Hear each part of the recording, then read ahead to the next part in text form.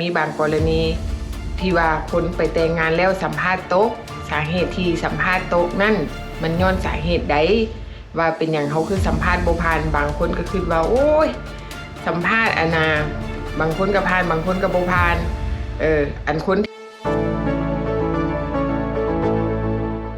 เฮลโลสบายดีทุกคน Good morning แม่บ้าน Good morning ไอวุ่นสบายดีตอนเช้าพี่น้องเฮามาสภากาแฟกับแม่บ้านกับไอวุ่นอีกเนาะพี่น้องเนาะมื้อนี้แม่บ้านมีเรื่องเราเกี่ยวกับว่าการขอบัตรเขียวผ่านการแต่งงานว่าเป็นแนวใดมารับฟังแม่บ้านสลับสู่กันฟังมื้อนี้อันนี้ก็เป็นกรณีศึกษาเนาะพี่น้องเนาะเฮามาศึกษากรณีนี้ไปนำกันเพราะว่าปัจจุบันนี้ก็คือหลายๆคนฮู้ว่าการขอบัตรเขียวผ่านการแต่งงานทุกคนนี่ต้องได้ผ่านการไปสัมภาษณ์เพราะว่าย้อนว่าสภาพการบ้านเมืองมันมีการเปลี่ยนแปลงเนาะกฎระเบียบก็เปลี่ยนใหม่บัดนี้เวลาคนที่แต่งงานแล้วไปขอบัตรเขียวอันนี้แม่นก็จะต้องได้ไปผ่านการสัมภาษณ์แต่ว่ามันมีบางกรณีที่ว่าคนไปแต่งงานแล้วสัมภาษณ์ตกสาเหตุที่สัมภาษณ์ตกนั่นมันย้อนสาเหตุใดว่าเป็นอย่างเขาคือสัมภาษณ์บ่ผ่านบางคนก็คิดว่าโอ้ยสัมภาษณ์บางคนก็ผ่านบางคนก็บ่ผ่านอันคนที่บ่ผ่านนี่ก็น้อยมกตกใจแล้วว่าเป็นอย่างเขาคือบ่ผ่านเนาะแต่ว่าเจ้าหน้าที่เพิ่นก็มีเหตุผลว่าย้อนเหตุผลใดที่มันบ่ผ่านเฮามาศึกษากรณีนี้ไปนำกันเนาะพี่น้องอันนี้มันเกิดขึ้นกับเพื่อนร่วมงานมันบ่แม่นอันนี้เกิดขึ้นกับเพื่อนร่วมงานของแม่บ้านเองเนาะเพื่อนร่วมงานของแม่บ้านนี่เป็นคนเวียดนามและเรามีน้องสาวที่มาจากประเทศเวียดนามแล้วแต่ว่าบัดนี้น้องสาวเรามาจากประเทศเวียดนามนั่นเป็นแนวใดเฮาสิมาเล่าเรื่องราวของเราให้ฟังเนาะคือน้องสาวของเรามาอยู่นี่ได้ระวางประมาณ5ปีแล้วแต่ว่าน้องสาวเราหันก็เลยได้ไปสัมภาษณ์ไปพบฮักมาอยู่นี่ดนก็เลยไปพบฮักเนาะแล้วไปพบฮักกับผู้ชายคนหนึ่งที่เป็นซิติเซนแล้วหลังจากนั้นเขาเจ้าก็ตัดสินใจว่าโอเคสิมาอยู่น้ำกันเนาะแต่งงานเป็นผัวเมียกันเพราะว่าน้องสาวเราหันมาในนามเยี่ยมยามแล้วก็มาพบฮั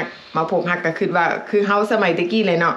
มาคิดว่าโอ้สัมภาษณ์มาอเมริกาได้แล้วเฮาก็มาซ้อเอาคนเป็นซิติเซนเพื่อแต่งงานเพื่ออยากได้อยู่แล้วก็ได้บัตรเขียวโอเคบัดนี้กรณีคือของเรานี่เนาะหลังจากนั้นเราก็แต่งงานแล้วผัวเราก็ยืนขอบัตรเขียวให้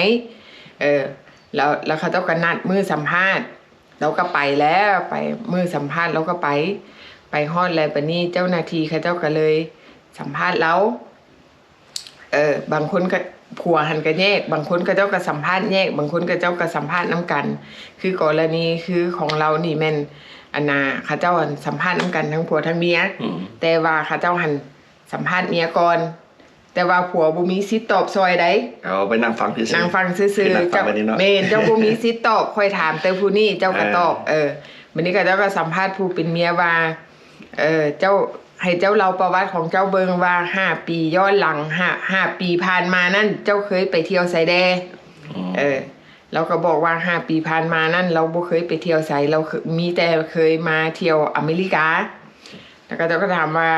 หันเจ้ามาเที่ยวอเมริกาเป็นหยังเจ้าคือบ่กลับเราก็เลยตอบว่าโอ้เรามาเที่ยวอเมริกานั่นเรามาแล้วเราก็มายามเอื้อยมายามเอื้อยแล้วก็เลยมาพบฮักเราก็เลยอยู่ต่อบัดนี้เขาก็เลยถามเราว่าเจ้าเราให้ค่อยฟังเบิง5ปีที่ผ่านมาเจ้าเฮ็ดอาชีพหยังเราก็บอกว่า5ปีผ่านมานั่นค่อยเฮ็ดอาชีพมาอยู่อเมริกาเนาะเราได้เฮ็ดอาชีพเฮ็ดเล็บโอเคบัดนี้เขาเจ้าก็เลยบอกว่าเอ้า5ปีผ่านมานั่นอาชีพเจ้าว่าเจ้าเฮ็ดเล็บบัดนี้เขาเจ้าก็เลยถามว่าฉันเจ้าอยู่เมืองเวียดเด้เจ้าเฮ็ดหยังเราก็เลยตอบว่าตอนเราอยู่เมืองเวียดหั่นเราก็เฮ็ดอาชีพเฮ็ดเล็บคือกันเฮ็ดอาชีพเฮ็ดเล็บกับขายเครื่องออนไลน์โอเคเจ้าหน้าที่ก็เลยตอบเราว่าอ้าวอยู่ในฟอร์มของเจ้าที่เจ้ามาอยู่อเมริกาในสัมภาษณ์มาเยี่ยมยามนั่นอาชีพของเจ้าหั่นแม่นเจ้าว่าเจ้าเป็นเจ้าของตลาดแล้วเจ้ามาอยู่นี่เจ้ามา มาอยู่อเมริกาครั้งแรกเจ้าอยู่ไสแล้วว่าเรามาอเมริกาครั้งแรกเราก็มาอยู่เท็กซัสมาอยู่กับเอื้อยเราโอเคแต่ว่าอยู่ในฟอร์มของเรานั่นว่าเราหันไปอยู่แคลิฟอร์เนียอ้าวเพราะว่าไปแล้วเพราะว่ามันบ่ตรงกันย้อนว่าเราให้ฟังว่าตอนเรามาเนาะตอนที่เรามาอยู่อเมริกานั่นเรามาผ่านเอเจนต์เพราะว่าเอเจนต์นั่นแนะนำให้เราว่าเจ้าต้องเว้าไปตามฟอร์มที่ค่อยเขียนบอกว่าเจ้าไปอยู่อเมริกานั่นเจ้าไปอยู่แคลิฟอร์เนียเพราะว่าเจ้ามาเยี่ยมยามเจ้ามาเที่ยวให้เจ้าเว้าแบบนี้เพื่อไปตอบในการสัมภาษณ์แต่ว่าความจริงแล้วเรามาอยู่อเมริกานั่นแล้วมาอยู่กับเอื้อยอยู่เท็กซัสเนาะเราบ่ได้มาตามฟอร์มที่เราเขียนมาเพราะว่าหยังคือหลายๆคนฮู้ว่ากรณีคือคนลาวเฮามาอยู่อเมริกานี่เนาะมันจะมีนายหน้าเด้มีนายหน้าบอกว่าโอ้คันสมมุติว่าสัมภาษณ์ผ่านจึงเอาเงินให้มาในนามเยี่ยมยามแต่ว่าเขา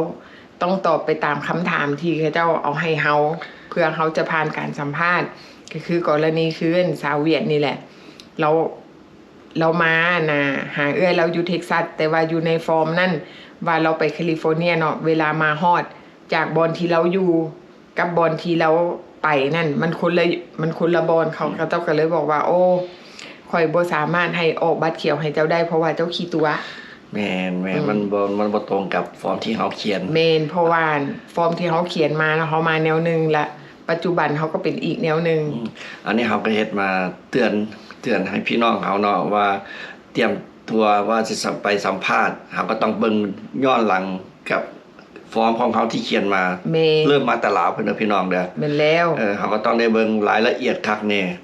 ให้ตอบที่ทุกสิ่งทุกอย่างก็เจ้าถามเฮาออกจากอยู่ในฟอร์มที่เฮาฟิลมาจากลาวแม่นแล้วอันนี้แม่นกรณีศึกษาเฮามาศึกษาไปนํกันเนาะพี่น้องและหลังจากนั้นเขาก็ตอบเราว่าเราบ่ผ่านสัมภาษณ์บัตรเขียวเพราะว่าเราขี้ตัวตอนที่เราเข้ามาเพราะว่าคันสมมุติว่าเจ้ามาเที่ยวเป็นหยังเจ้าคืออยู่ดนเขาเจ้าสรุปว่าเจ้ามาเที่ยวนั้นเจ้าอยู่เกินกำหนดเพราะว่าหยังเพราะว่าอยู่ในฟอร์มที่เฮาขอสัมภาษณ์เอาบัตรเขียวเนาะเขาเจ้าจะมีคำถามระหว่าง60คำถามตอบ yes no question นั่นน่ะว่าเจ้าเคยมาอเมริกาเจ้าเคยอยู่เกินบ่เจ้าเคยค้ายาเสพติดบ่เจ้าเคยเป็นโสเภณีบ่เจ้าเคยลักลอบเข้าเมืองแบบผิดกฎหมายบ่อันนี้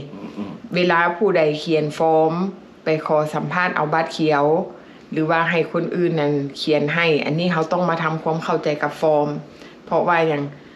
เขาเจ้าบ่ถามนอกเหนือจากที่เขาเขียนอยู่ในฟอร์มบางเทื่อเขาแบบว่า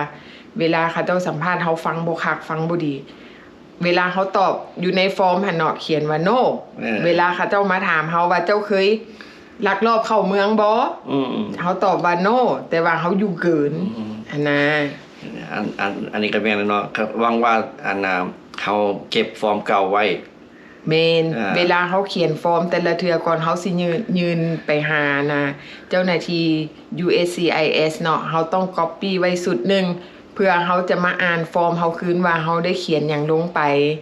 แล้วเขามาทำความเข้าใจว่าอยู่ในฟอร์มนั้นเขาถามหยังเขาต้องมาแปลมาอ่านซ้ำๆหลายๆรอบอันนี้แม่นถ้าหากว่าเขาให้ลอเยอร์เขียนให้ก็ตามเขาก็ต้องเอาคืนมาแล้วเขาก็มาอ่านเบิ่งสิ่งสำคัญณปัจจุบันนี้เนาะขอแนะนำว่าเขาต้องมีลอเยอร์ในการเขียนฟอร์มสมมุติว่าบังเอิญกรณีที่แบบว่าเขาตอบตรงกันข้ามกับสิ่งที่เขาเขียนสมมุติว่าเขาถามว่าเจ้าเคยเป็นโสเภณีมาก่อนบ่เขาบ่ฮู้คำศัพท์ว่าโสเภณีมันเป็นว่าจังใดเนาะบังเอิญเขาลงไปตอบว่า yes จังซี่อันนี้สำหรับให้ลอเยอร์มาเขียนให้เพราะว่าเขาบ่เก่งภาษาสำหรับคนเก่งภาษาบ่ต้องจ้างลอเยอร์หรอกเขียนเอาง่ายๆอันนี้เขาว่าสำหรับผู้ได้ภาษาเนาะอันนี้เพื่อการสบายสะดวกสบายก็ให้ลอเยอร์เขียนให้เขาแล้วก็มีนายแปลภาษาให้เขาพร้อมกรณีที่เขาต้องการลอเยอร์ก็คือแม่บ้านว่าสมมุติว่าเขาถามว่าเจ้าเคยเป็นโสเภณีมาก่อนบ่เขาบ่ฮู้เนาะเขาก็กังๆตอบว่า yes บัดนี้ yes เหตุผลที่เป็นโสเภณีแม่นย้อนหยังเขาก็ถามยาวไปอีก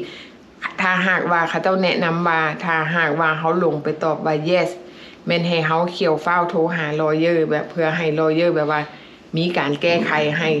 แต่ว่าลอเยอร์บ่ได้เข้าไปสัมภาษณ์นำเฮาแต่ว่าเขาเจ้าสามารถสมมุติว่าเฮาสัมภาษณ์ตกเนาะเขาเจ้าก็มีแบบว่า มีข้อคำคิดคำเห็นหรือว่าเขาเจ้าจะมาเปลี่ยนแปลงให้เฮาได้บางคนก็สัมภาษณ์ตั้ง 2-3 เทื่อจังผ่านบ่แม่นสัมภาษณ์เทื่อเดียวก็บ่ได้หมายความว่ามันบ่ผ่านเลยเนาะเฮาก็รอจังหวะที่เขาเจ้าแนะนำเนาะเฮาก็รอจังหวะไปจักประมาณปีหนึ่งหา2 ปีแล้วก็ขอใหม่อันนี้เป็นการแนะนำของลอเยอร์คือกรณีคือของคนเวียดที่เราหาเข้าไปสัมภาษณ์มาที่บ่ผ่านเนาะแล้วลอเยอร์ก็แนะนำว่าให้ท่าก่อนเพราะว่าช่วงนี้มันยากอันนี้เฮาก็มาเราประสบการณ์ให้ทุกๆคนได้ฟังว่ามันเป็นแบบใดเนาะก่อนอื่นที่เฮาจะไปสัมภาษณ์สำหรับพี่น้องคนลาวที่มาโดยผ่านการเอเย่นที่แลนหนังสือให้เฮามานั่นเฮาต้องจื้อคำถามที่ตอนสัมภาษณ์ครั้งแรกตอนที่เฮาออกจากประเทศลาวเนาะตอนสถานทูตอเมริกาประจำลาวนั่นเขาถามเฮาว่าแนวใดตอนที่เฮาสัมภาษณ์มานี่เฮาต้องจื้อเขาเจ้าจะถามอันเดียวกับตอนที่เฮามาหั่นแหละเพราะว่ามันเกิดขึ้นกับแม่บ้านมาแล้วพี่น้องมาคิดย้อนหลังโอ้มันแม่นอีหลีเนาะแม่บ้านถือเขาสัมภาษณ์ตอนไปขอซิติเซนเวลาไปเซ็นซิติเซนนั่นเขาเจ้าก็จะถามหลังจากเขาตอบคำถามมันจะมีข้อเขียนเนาะหลังจากเขียนแล้วเขาเจ้าก็มาถามคำถาม100 ข้อนั่นแล้วเรียบร้อยแล้วเขาเจ้าก็มาถามคำถามอยู่ในฟอร์มหลังจากนั้นเขาเจ้าก็จะมาถามข้อมูลส่วนตัวโดยที่เขาเจ้าสัมภาษณ์อันเดียวกันกับตอนสัมภาษณ์ออกมาจากเมืองลาวเจ้าสัมภาษณ์ว่าเจ้าฮู้จักผัวเจ้าได้แนวใดไปพ้อกันอยู่ไสพบหากันจักปีแต่งงานตอนใดก็เจ้าถามละเอียดเลยเนาะพี่น้องมีเต้าว่ามีลูกจักคนลูกแต่ละคนชื่อหยังวันเดือนปีเกิดของลูกแต่ละคนนั่นวันเดือนปีเกิดของคนที่1ที่2ก็รายละเอียดดีเนาะแม่นเขาเจ้าถามละเอียดเลยพี่น้องถามข้อมูลส่วนตัวตอนไปสัมภาษณ์อันนี้แม่นสัมภาษณ์ขอซิติเซนและลูกแต่ละคนอยู่ไสเฮ็ดหยังเขาเจ้าถามอันนี้ถือว่าเป็นข้อมูลหนึ่งเนาะที่เฮามาเล่าให้ทุกคนฟังก่อนทุกคนจะไปสัมภาษณ์อันนี้ต้องแม่นเบิ่งประวัติของตัวเองคืนแล้วอย่าลืมเบิ่งประวัติของผัวพร้อมแม่นเจ้าถามอีกได้ว่าผัวเจ้าคนที่ไปขอบัตรเขียวหรือไปขอซิติเซนเขาจะถามว่าผัวของเจ้านั่นเคยแต่งงานผ่านการแต่งงานมาจากเถื่อสมมุติผ่านมา 2-3 เทื่อนึงก็เสร็จเราให้มันได้พี่น้องเคยมีคนแบบว่าตกสะเง้อคิดว่าผัวหันบ่เคยแต่งงานมาก่อน บัดสุดท้ายแล้วไปฮู้ตนเขาเจ้าสัมภาษณ์นี่แหละบางคนเคยแต่งงานมาเทื่อเดียวกันบอกเมียว่าบ่เคยบางคนได้เมียมา4 คนแล้วบอกเมียว่าเคยแต่งงานเทื่อเดียวแต่ว่ามันออกอยู่ในฟอร์มว่ามา4 เทื่อเขาเจ้าแต่งงาน4 เทื่อมันออกมา4 เทื่อแท้แม่นอันนี้แม่นเฮาตัวเขาบ่ได้เนาะพี่น้องความจริงแล้วแม่นเฮาต้องตอบไปตามความจริงอันนั้นดีที่สุดบ่ต้องขี้ตัวเฮาตอบไปตามความจริงโลดเนาะเพื่อเขาเจ้าหน้าที่เขาเจ้าก็จะตัดสินใจว่าโอ้เขาควรให้เฮาหรือบ่ควรให้เฮาทุกสิ่งทุกอย่างก็เว้าความจริงนั่นแหละเนาะ